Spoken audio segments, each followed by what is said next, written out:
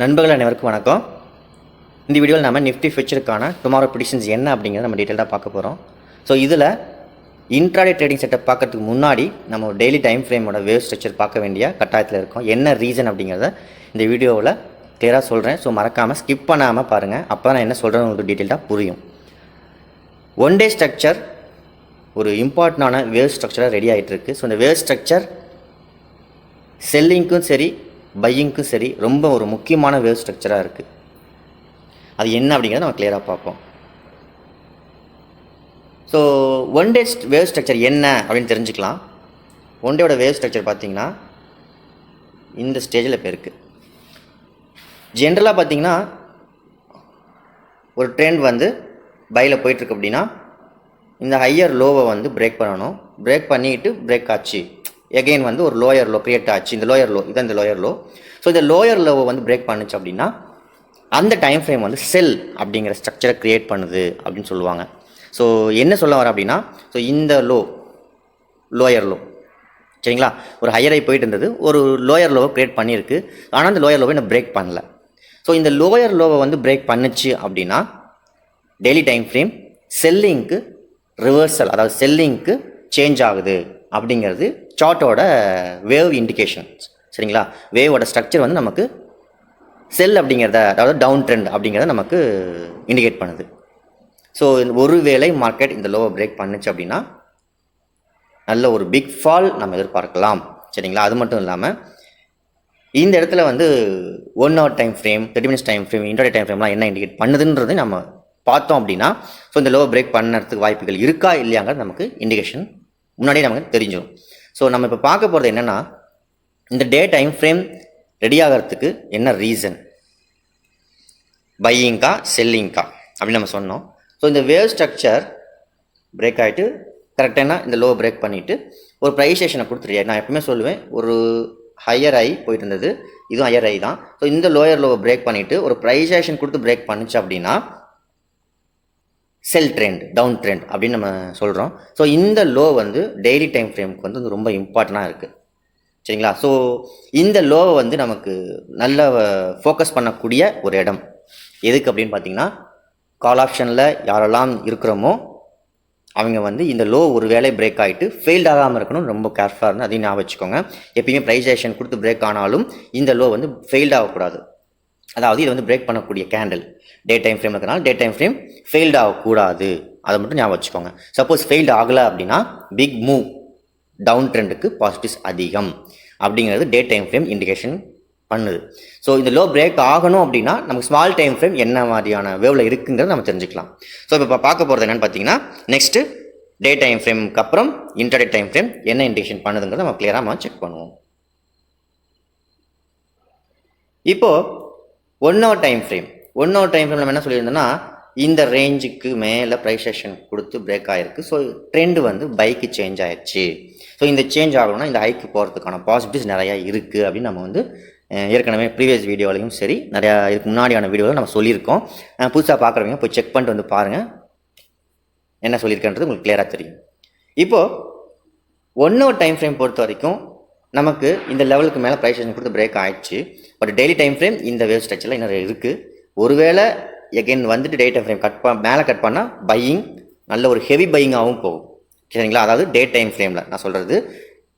ஒருவேளை போயிட்டு வந்துட்டு கீழே கட் பண்ணிடுச்சு, ப்ரைஸேஷன் லோ கட் பண்ணிடுச்சுன்னா ஹெவியாக ஒரு செல்லிங்கும் இருக்குது. ரெண்டு பக்கமுமே டே டைம் ஃப்ரேம் ஒரு இம்பார்ட்டண்டான ஒரு லெவல் இருக்குன்னு சொல்லிட்டேன். ஒருவேளை ரீட்ரேஸ் வந்துட்டு இந்த லைன் இங்கே சப்போர்ட் எடுத்துகிட்டு எகெயின் மேலே கட் பண்ணிட்டா இட்ஸ் பிக் மூவ், பையும் சரி நல்லா வேகமாக போகும். ஒருவேளை இந்த லெவலில் சப்போர்ட் எடுக்க முடியாமல் கீழே பிரேக் ஆச்சு அப்படின்னா பிக் மூவ், டவுன் ட்ரெண்டுக்கு போகிறதுக்கு பாசிட்டிவ்ஸ் அதிகம். சரிங்களா, ஸோ இந்த டே டைம் ஃப்ரேமுக்கு 1 hour டைம் ஃப்ரேம் நமக்கு என்ன இண்டிகேஷனில் இருக்குது அப்படிங்கிறத பார்ப்போம். ஸோ 1 hour டைம் ஃப்ரேம் பொறுத்த வரைக்கும் எகெயின் இன்னொரு வேவ் கொடுத்து பிரேக் ஆகிருக்கு. பிரேக் ஆகிட்டு இந்த லோவில் வந்து எகெயின் வந்து சஸ்டெயின் ஆகிட்டு கீழே போக முடியாமல் ஸ்ட்ரகிள் ஆகி நின்றுட்டுருக்கு.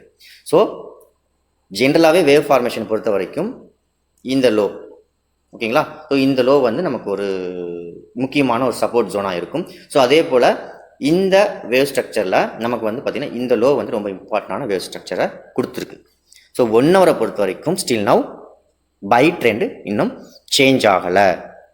ஓகேவா? ஸோ பை ட்ரெண்ட் சேஞ்ச் ஆகாததுனால நம்ம வந்து மேக்ஸிமம் எகெயின் பைக்கு ஃபோக்கஸ்க்கு ரெடியாக இருக்குங்கிற மாதிரி வியூ இப்போ இருக்க ஸ்டேஜ் வரைக்கும் நமக்கு இண்டிகேஷன் பண்ணுது. ஸோ இது இறங்கி டவுன் ஆகிருக்கு.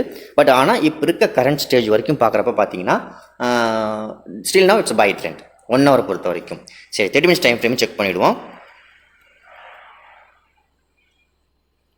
30 மினிட்ஸ் டைம் ஃப்ரேமும் சேம் அஸ் 1 ஹவருக்கு ஈக்குவலாக தான் இருக்குது. ஆனால் கொஞ்சம் சின்ன சேஞ்சஸ் வந்துட்டு இந்த லோ வந்து பிரேக் ஆகிருக்கு. பட் விசிபிளாக ஆகலை, நல்ல ஒரு ஸ்ட்ராங்கஸ்ட்டாக ஆகலை. சரிங்களா?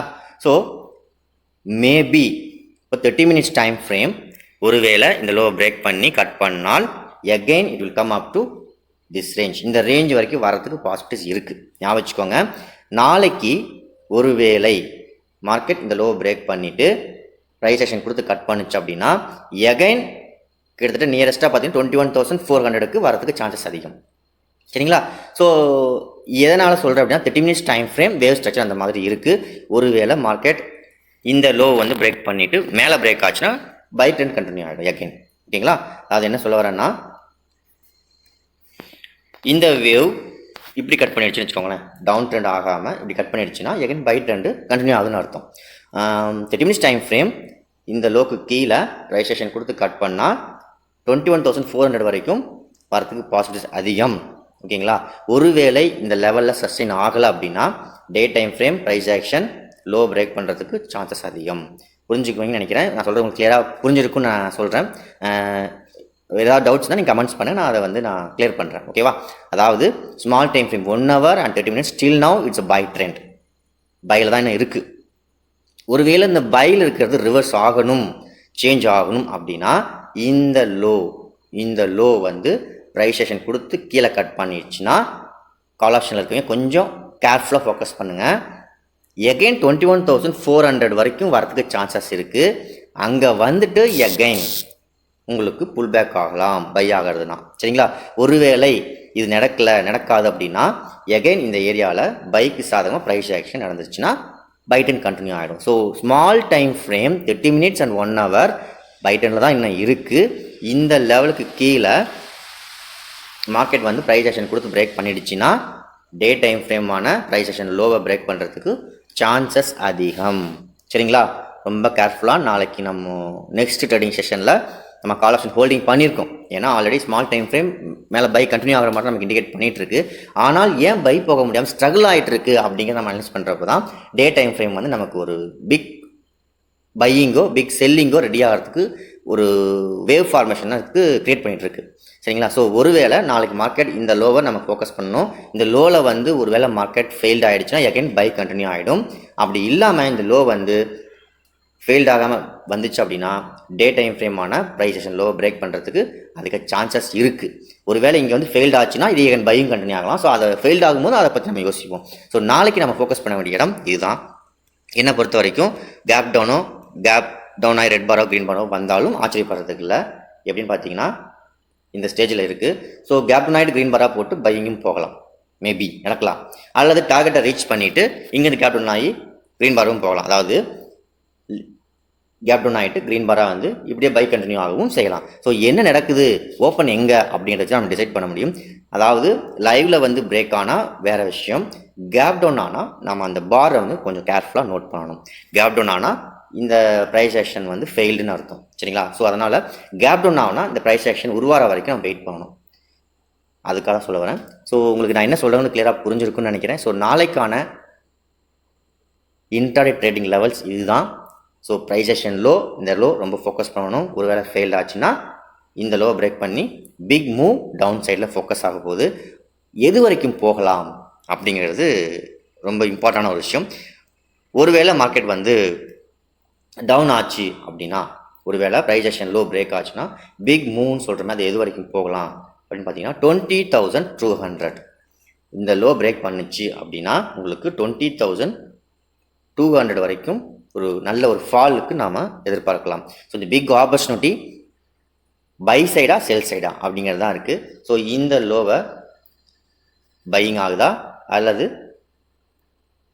இந்த பையிங்கை ஃபெயில்ட் ஆக்கிட்டு செல் ஆகுதா அப்படிங்கிறது ரொம்ப இம்பார்ட்டண்ட். ஸோ இதுதான் விஷயம். நாளைக்கு என்ன நடக்குது நம்ம வாட்ச் பண்ணுவோம். ஒருவேளை இந்த வீடியோ பிடிச்சிருந்தா மறக்காமல் லைக் பண்ணுங்கள், நிறைய நண்பருக்கு இந்த வீடியோவை ஷேர் பண்ணுங்கள். தேங்க்யூ ஃபார் வாட்சிங்.